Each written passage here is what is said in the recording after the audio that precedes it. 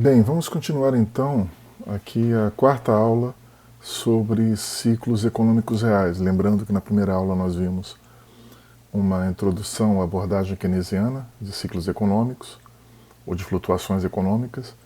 Na segunda aula nós vimos o modelo de acelerador, multiplicador acelerador, também keynesiano.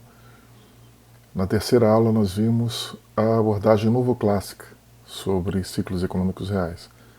E agora, na quarta aula, a gente vai formalizar essa abordagem novo-clássica e de Real Business Cycles, ou ciclos reais de negócios, né? Ou ciclos econômicos reais. Né? Então a gente tem aqui a teoria dos ciclos econômicos reais explica as flutuações econômicas com base no referencial neoclássico ou clássico. Né? Keynes chamava os neoclássicos de clássicos. Né? Então você pode chamar de clássico, referencial clássico ou referencial neoclássico. Né? Eu prefiro o nome neoclássico porque Marshall, que foi professor de Keynes, era neoclássico. Né? E os marginalistas são também considerados como neoclássicos. Então, né, acho que o modelo neoclássico, que é um modelo essencialmente marginalista, eu acho que deve ser chamado de neoclássico. Mas, enfim, muitos livros chamam o modelo neoclássico de modelo clássico, né, que é a denominação que Keynes utilizava para os clássicos, para os neoclássicos. Né? Então, para essa abordagem, né, os choques tecnológicos são os mais relevantes na explicação das perturbações que geram instabilidade na atividade econômica, o que explicam as flutuações. Então, a teoria dos ciclos econômicos reais, ela coloca um papel muito relevante para os choques tecnológicos, no sentido de que os choques tecnológicos explicam as alterações, perturbações que geram instabilidade na atividade econômica ou que explicam os ciclos econômicos, as flutuações econômicas. São esses choques que repercutem em mercados competitivos e, com isso, a economia se encontra sempre em pleno emprego. Uma hipótese também neoclássica e novoclássica, né, aqui dos ciclos econômicos reais, Real Business Cycles. Isso significa que a economia sempre se encontra num estado natural em que os preços são perfeitamente flexíveis e isso garante equilíbrio do sistema econômico. Uma hipótese também neoclássica, que os novos clássicos mantêm. O choque tecnológico aumenta a produtividade do trabalho. Esse é um ponto muito importante. Um choque tecnológico, ele eleva a produtividade do trabalho. Isso faz com que as empresas procurem, demandem, contratem mais trabalhadores, demandem mais trabalho, empreguem mais. Então, um choque tecnológico aumenta a produtividade, esse aumento de produtividade faz com que as empresas contratem mais trabalhadores, demandem mais trabalho no mercado de trabalho. Então, elas vão empregar mais para poderem produzir mais. No lado da oferta, a teoria, lado da oferta de trabalho, a teoria pressupõe que há substituição intertemporal na oferta de trabalho. O que é isso?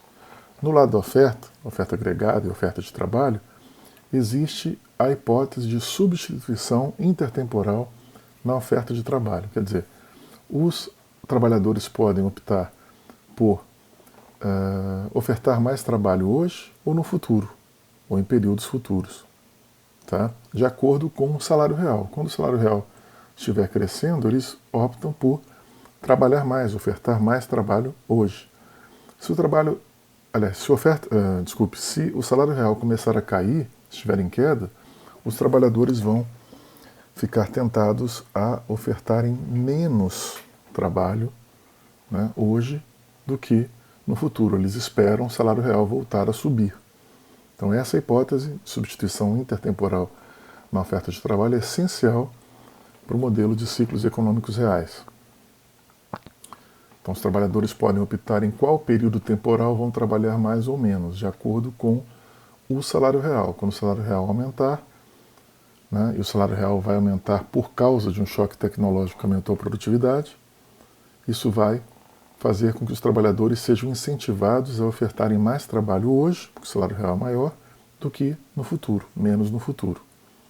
Quando ocorre o inverso, ou seja, quando o salário real cai, eles ofertam menos hoje e esperam, né, o salário real subir. E aí, lá na frente, quando o salário real subir, eles vão ofertar mais no futuro, ofertar mais trabalho. Essa forma de transferência intertemporal de número de horas trabalhadas faz com que a oferta agregada aumente sempre que o salário real estiver em processo de alta. Então, recapitulando, o choque tecnológico aumenta a produtividade maior aumenta o salário real maior faz com que os trabalhadores ofertem mais trabalho e a oferta agregada aumenta. Quando o salário real estiver em queda, a oferta agregada se retrai porque a oferta de trabalho cai. Da mesma forma, né? O inverso. Né? Então conclui-se que quando ocorre um choque tecnológico, isso gera uma variação, ainda que pequena, no salário real, só que essa variação estimula o crescimento da oferta de trabalho, porque, né, o choque tecnológico provoca um aumento na produtividade. Maior produtividade, maior salário real. Maior salário real, mais oferta de trabalho e, no final das contas, a oferta agregada aumenta, o produto aumenta. Então nós vamos ver que quando se admite essa hipótese de substituição intertemporal na oferta de trabalho, até mesmo, no futuro a gente vai ver daqui a pouco no vídeo, até mesmo a taxa de juros pode influir na oferta agregada. Isso permite dizer que, nesse caso, existe uma possibilidade de a política fiscal afetar o nível de produto, porque a política fiscal afeta os juros, afeta a estrutura a termo da taxa de juros. Quando o governo gera déficit e aumenta a dívida pública, a dívida bruta em relação ao PIB, por exemplo, a estrutura a termo da taxa de juros é afetada, quer dizer, os juros futuros aumentam. E aumentando os juros futuros, aumenta o juro no presente. Tá? Então a política fiscal, ela afeta juros, né?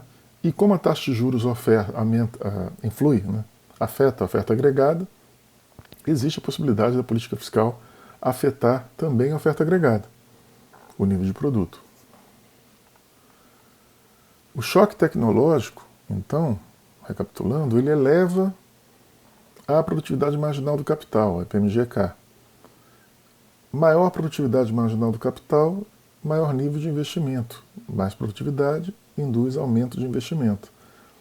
Aumento de investimento é aumento de estoque de capital. Então a razão capital-produto, o peso do estoque de capital no produto, aumenta. E isso impacta positivamente na oferta agregada. Nós vimos em aulas anteriores que a razão capital-produto explica boa parte do crescimento econômico em vários países. Os países mais desenvolvidos são aqueles que têm uma razão capital-produto maior. Isso é uma evidência empírica, é um fato estilizado. A dotação de fatores, nesse caso, ela se modifica para melhor. Existe um deslocamento na tendência em torno do qual o produto passa a oscilar. Isso quer dizer o seguinte, o produto passa a flutuar num nível mais alto, num patamar mais elevado de flutuação. Então as oscilações continuam ocorrendo, mas o nível de produto sobe. Ele continua flutuando, mas num nível mais elevado. Quando ocorre, reparem que a raiz de tudo, a origem é o choque tecnológico, né, que vai elevar a produtividade marginal do capital. Essa dinâmica explica como o produto se mantém flutuando em níveis mais altos com o passar de tempo, chamado crescimento sustentado, crescimento de longo prazo. Ele flutua, mas em níveis mais elevados, dado o choque tecnológico, o aumento da produtividade, o aumento do investimento, o aumento do estoque de capital e da razão capital-produto. A relação entre choques ou inovações tecnológicas sobre o crescimento econômico foi defendida e foi inicialmente formulada pelo Joseph Alois Schumpeter, que é um economista austríaco, e criou uma escola chamada de Schumpeteriana, ou depois essa escola se tornou a escola neo-schumpeteriana, e ele criou uma escola, né, de explicação do desenvolvimento econômico. E ele enfatizou as inovações tecnológicas e o papel do empresário inovador, além de ter também enfatizado o papel do crédito, o papel da oferta de crédito, né? E ele descreveu o processo de desenvolvimento econômico muito com base nas inovações tecnológicas. Essa relação de tecnologia, o papel da tecnologia, foi também analisado pelo Robert Solow, um economista que morreu recentemente. Os empresários inovadores, que são chamados de empresários schumpeterianos também, gastam para desenvolver ou se adaptar às inovações tecnológicas. E esses gastos com inovações ampliam o produto. Nesse sentido, a inovação, a la Schumpeter, é um elemento essencial no desenvolvimento econômico. De novo, o papel dos choques tecnológicos, inovação tecnológica. O problema, agora, né, a gente já deixou claro que choques tecnológicos positivos, eles impactam na oferta agregada. Até aí está tudo certo. O problema agora passa a ser como explicar as recessões. Explicar o crescimento, a gente já explicou. Choque tecnológico gera produtividade, né, aumenta o investimento aumenta a razão capital-produto, as empresas passam a contratar mais, o salário real aumenta, os trabalhadores ofertam mais trabalho. Tá, e aí o produto cresce, a oferta agregada cresce. Só que como é que as recessões acontecem? Né? Por que elas acontecem? Como explicar, nessa teoria, as recessões, nessa abordagem novo clássica de Real Business Cycles?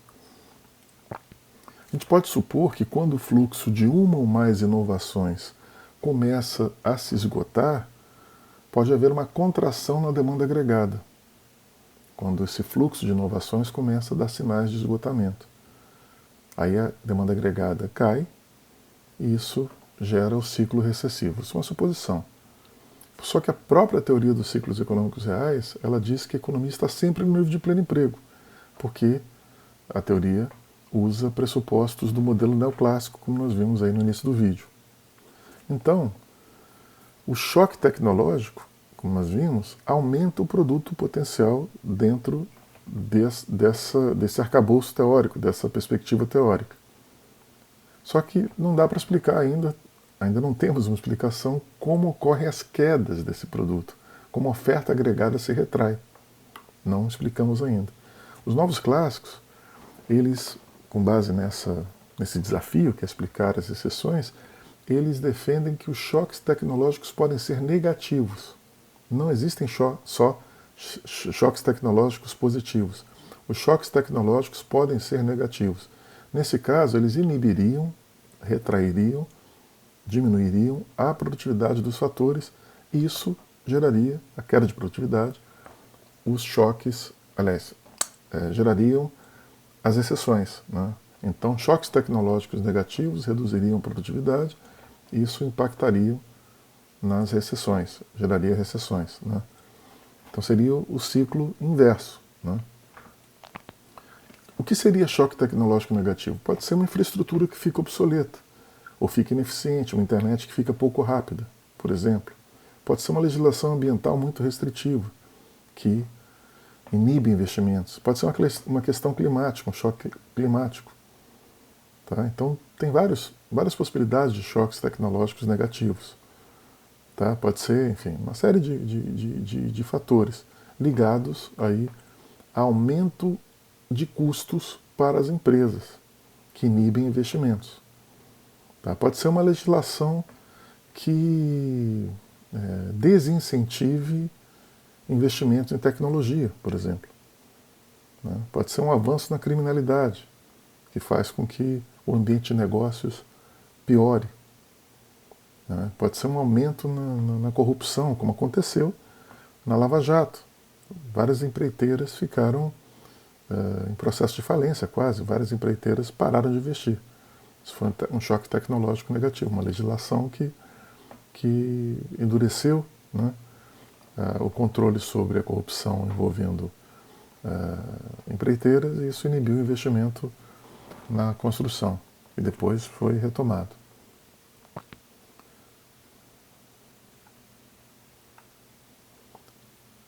Aqui deixa eu voltar, peraí. Tá. Então a hipótese de choques tecnológicos negativos ou positivos ajuda a explicar os ciclos de contração, quando o choque for negativo, e expansão quando o choque tecnológico for positivo, recessões e crescimentos. Só que vamos olhar agora um modelo simples de ISLM, como nós fizemos anteriormente, né? Nós falamos sobre o modelo ISLM, Vamos olhar agora o modelo simples com expectativa de inflação igual a zero, por suposição, né? Vamos supor que a inflação seja igual a zero. Nesse caso, como o PE é igual a zero, a taxa real de juro é igual à taxa nominal. Vocês sabem que a taxa nominal I é igual a R mais PE, quer dizer, a taxa nominal é igual à taxa real mais a inflação esperada. Se a inflação esperada é igual a zero, então a taxa nominal I é igual a R, que é a taxa real. A tal da identidade de Fischer, né, que a gente já mencionou em aulas passadas. Irving Fischer, eu citei aí no primeiro vídeo, né, foi um economista monetário importante, americano.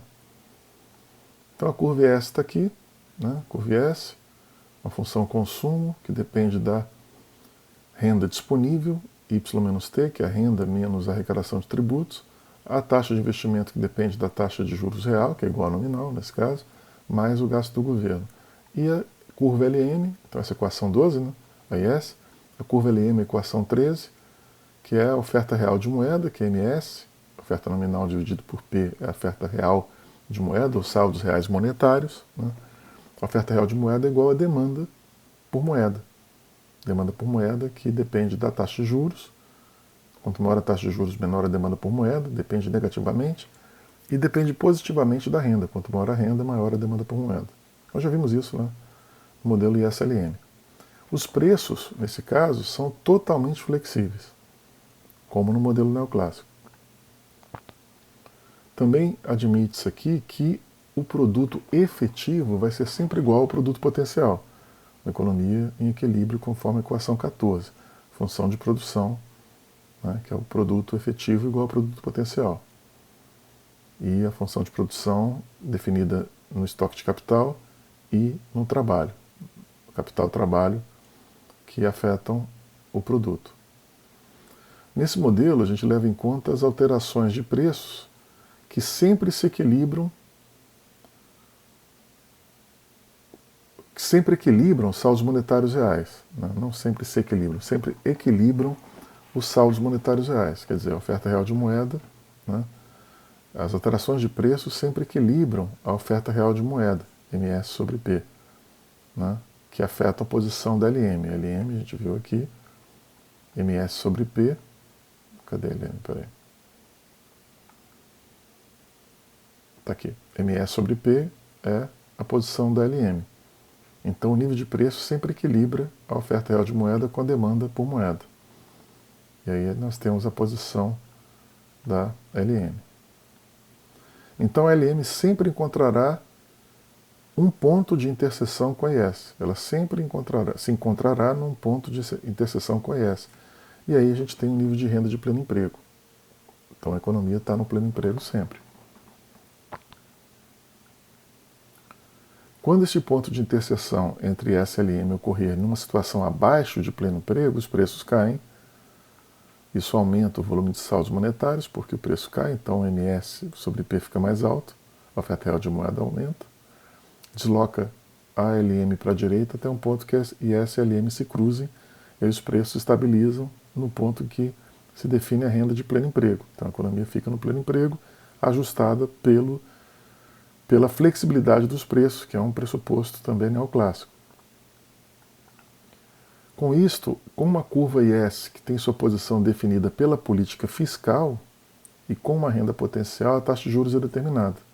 No modelo ISLM, como nós vimos já em vídeos anteriores, o modelo ISLM define a taxa de juros.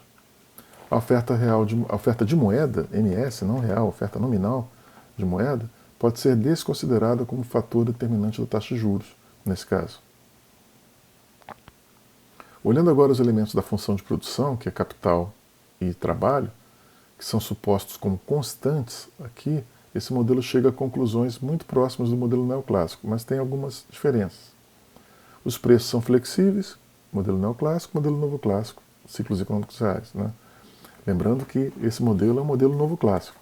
Então os preços são flexíveis, tá? As variáveis monetárias não afetam os reais, beleza, igual o modelo neoclássico. A economia está sempre com seu nível de equilíbrio de pleno emprego, igual ao modelo neoclássico também.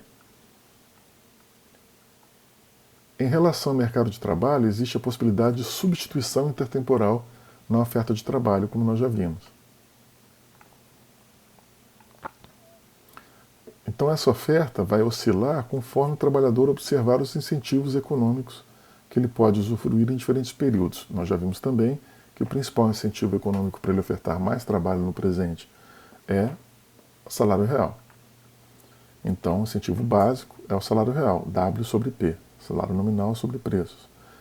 Só que nós consideramos que não há inflação. Tá? Então, se não há inflação, o salário real é sempre igual ao salário nominal, da mesma forma que a taxa de juros real é sempre igual à taxa de juros nominal. R é igual a I, W sobre P é igual a W, que é o salário nominal. Então ele vai olhar o salário nominal, ele vai decidir o número de horas de trabalho que vai ofertar, olhando o salário nominal em diversos tipos, diferentes períodos de tempo. Ao longo do tempo, o trabalhador vai olhar a evolução do salário nominal e vai decidir se trabalha mais, se trabalha menos. Se trabalha mais no presente, menos no futuro, ou menos no presente e mais no futuro quando o salário nominal subir. Ele trabalha então com uma data de referência. Ele desconta os salários nominais futuros para o período atual, que é uma fórmula de matemática financeira. Ele projeta os salários futuros, nominais, e desconta para o presente. Desconta uma taxa de juros, que é a taxa de juros real, R, que é igual a nominal, I. Então ele projeta o salário de hoje para encontrar seu valor futuro. E aí a gente vai considerar aqui dois períodos, né, presente e futuro. O preço relativo intertemporal do trabalho, a gente vai definir. O trabalho, a decisão de ofertar mais trabalho no presente ou menos no futuro, ou mais no futuro e menos no presente, vai depender do preço relativo intertemporal do trabalho. Então o trabalhador pode optar, entre trabalhar hoje ou em um período futuro, no ano seguinte, por exemplo, ou no período seguinte. Né? Então ele sabe o salário de hoje e sabe o do ano seguinte. Ele sabe o salário atual e o salário futuro. Vamos supor isso também. Como ele vai comparar esses dois salários? Como compará-los? O salário real, aliás, o salário nominal hoje e o salário nominal no futuro, no período seguinte. O valor do salário no ano seguinte, ele é obtido quando o trabalhador ele se questiona se o salário de hoje for aplicado no mercado financeiro, quanto ele vai receber no ano seguinte. Se ele aplicar em renda fixa, que rende juros, por exemplo, quanto ele vai receber no ano seguinte? Ele vai fazer esse cálculo mental. E aí ele vai fazer o seguinte, ele vai ver a taxa de juros, que é R, dentro de um ano, no período seguinte, e ele vai ter o salário recebido hoje, que é W1, que ele conhece, por suposto, mais os juros que ele vai receber sobre esse salário. Então ele tem o salário de hoje, W1, nominal, e tem os juros reais. Ele multiplica os juros pelo salário nominal, conforme a fórmula aqui, e vai ver, né, o quanto ele vai receber no ano seguinte. O valor futuro do salário vai ser 1 mais R vezes W1, que é o valor futuro do salário atual. E o salário atual é R vezes W1. Se o trabalhador sabe o salário do período 2, W2, no ano seguinte, ele consegue definir o preço relativo intertemporal do trabalho, que é essa fórmula que está aí.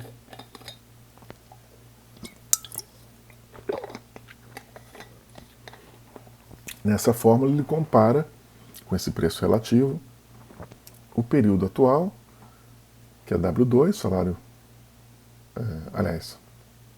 o salário de hoje, né, capitalizado pela taxa de juros, 1 mais R vezes W1, e divide pelo salário futuro. E ele tem, né, o preço relativo intertemporal, que é a equação 15. Se a relação for maior que 1, se esse preço relativo intertemporal for maior que 1, ele vai ofertar mais trabalho hoje. Se for menor que 1, ele oferta mais no futuro, deixa de ofertar hoje um pouco. Se for igual a 1, ele vai ser indiferente. Então reparem que aqui a gente tem o Rzinho, que é a taxa real de juros. Então essa oferta intertemporal de trabalho depende da taxa de juros. A oferta de trabalho sofre influência da taxa de juros. Se o salário real for, se o salário atual for relativamente inferior ao do futuro, por exemplo, se for 12% inferior ao atual, em tese ele deveria ofertar menos trabalho. Mas se a taxa de juros for 16%, por exemplo, maior que 12%, aí faz sentido ele trabalhar mais hoje. Tá? Então ele compensa para ele ofertar mais trabalho hoje do que no futuro, porque o juro é 16, embora o salário atual seja menor 12% do que o do futuro, a taxa de juros compensa. Então ele vai ofertar mais trabalho hoje do que no futuro. Então existem 3 formas, isso é importante, de aumentar a oferta de trabalho no período atual. Ou se aumenta a taxa de juros real, porque aí se aumentar a taxa de juros real aumenta o incentivo para trabalhar mais hoje, no período atual, ou se aumenta o salário nominal atual, e só é possível aumentar o salário nominal com um choque tecnológico positivo que aumente a produtividade, como a gente já viu. Ou então, o salário futuro cai. Como ele sabe o salário futuro, então ele sabe que o salário futuro está em queda. Então são essas 3 maneiras de aumentar a oferta de trabalho no período atual e com isso aumentar a oferta agregada. A hipótese então de substituição intertemporal faz com que a oferta agregada possa crescer quando o juro subir. Parece estranho, né? O juro sobe e a economia cresce no longo prazo, a oferta agregada cresce. A ideia é a seguinte: quando o juro sobe, o juro real sobe, a oferta de trabalho sobe hoje. Isso impacta positivamente na oferta agregada. Quando uma política fiscal expansionista gera um aumento na demanda agregada, por exemplo, quando o governo decide gastar mais e a demanda agregada aumenta, a taxa de juros sobe. E o produto pode subir também, nessa perspectiva. O raciocínio inverso também se aplica, quer dizer, quando o governo restringe o seu déficit, gasta menos, há uma redução na demanda agregada e a taxa de juros cai. E o produto pode cair também. Então o modelo de Real Business Cycles, de ciclos econômicos reais, discorda daquele fenômeno que nós vimos, neoclássico, do efeito deslocamento, que é o crowding out. Né? No modelo de RBC não existe crowding out, que é o deslocamento, efeito deslocamento. No modelo neoclássico, o efeito deslocamento dizia que uma política fiscal expansionista, quando o governo começa a gastar demais, eleva a taxa de juros. A gente viu que a política fiscal expansionista impacta no juro futuro e no juro presente. E aí, com esse aumento de juros, a taxa de investimento do setor privado cairia. Quer dizer, o maior gasto público deslocaria investimento privado, né? Porque os empresários ficariam tentados a não investirem e emprestar dinheiro para o governo, e obtendo assim mais juros. Né? Esse é o efeito deslocamento. Aqui no modelo de ciclos econômicos reais, nesse modelo, nessa perspectiva, não existe aqui ou uma discordância, uma crítica ao fenômeno do efeito deslocamento, crowding out. Na teoria de Real Business Cycles, da economia novoclássica, o aumento dos juros estimula a oferta de trabalho hoje, no presente, e isso estimula o produto. O interessante é que, com um modelo teórico diferente, que é esse, a conclusão é igual ao modelo ISLM. A política fiscal expansionista, os juros podem subir, mas o produto sobe também. Isso está no modelo ISLM, de economia fechada.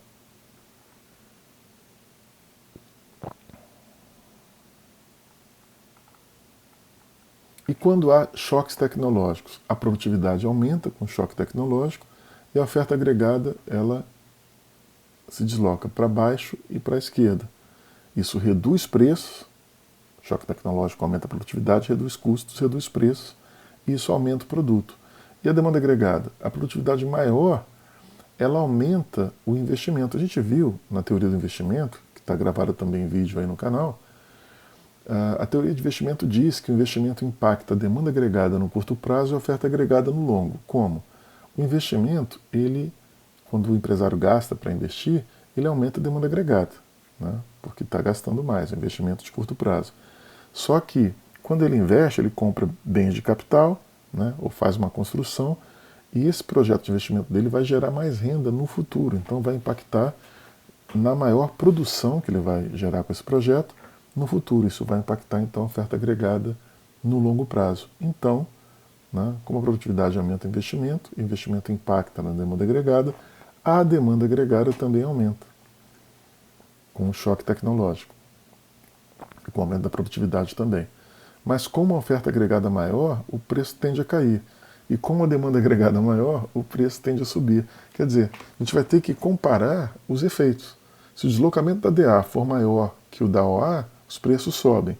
Se o deslocamento da DA for menor que o da OA, ou seja, se a OA se expandir mais do que a demanda agregada, os preços caem.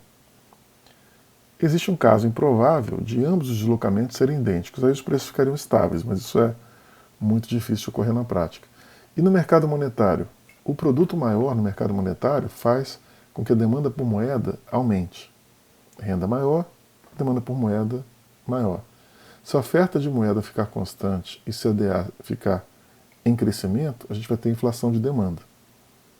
A não ser que a oferta agregada, como a gente viu, cresça mais do que a demanda agregada, e aí a gente tem os preços caindo. Se os preços subirem, a oferta real de moeda cai também, que são os saldos reais monetários, MS sobre P. Se aumenta P, cai MS sobre P. Dado o crescimento da renda, a taxa de juros deve subir também, né, quando a oferta real de moeda cai, e aí a gente equilibra o mercado monetário, que é demanda por moeda igual à oferta de moeda.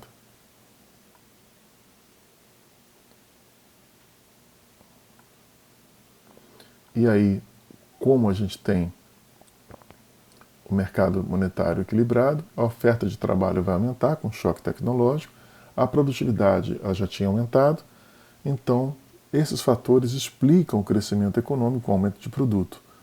Tá? Esse é o final aqui da teoria de ciclos econômicos reais, que é uma visão aqui introdutória, né? Porque é um assunto avançado e esse assunto normalmente é tratado em cursos de pós-graduação. Lembrando, como eu falei no início do primeiro vídeo, né, essa teoria de ciclos econômicos reais é uma teoria recente. Ela surgiu a partir dos anos 80 para cá, né, que é aí, enfim, nos últimos 30 anos, 30 e poucos anos. Né? Aí surgiu essa literatura de ciclos econômicos reais, ela cresceu bastante nos últimos anos, com modelos aí de DSGE, de modelos mais avançados, né, de equilíbrio geral, né, dinâmico, enfim, são modelos dinâmicos, são modelos mais avançados que envolvem técnicas mais avançadas. Essa é a macroeconomia que se faz hoje. Muito da macroeconomia que se faz hoje se baseia em modelos de DSGE. Né? DSGE quer dizer Dynamic, Stochastic, estocástico, né? Dynamic, Stochastic, o G agora eu não estou lembrando, peraí. General equilíbrio. Né? Então, modelos de equilíbrio geral dinâmico. Né? DSGE. No próximo vídeo, a gente vai ver os tópicos adicionais sobre ciclos econômicos reais. Existem tópicos adicionais, né? A gente vai observar no próximo vídeo. Terminamos aqui a análise do modelo novoclássico, da visão novoclássica de Real Business Cycles. Agora, no próximo vídeo, a gente vai ver alguns elementos keynesianos, ou novo keynesianos. Né? A gente vai ver no próximo vídeo. Obrigado por me ouvirem. Até o próximo vídeo.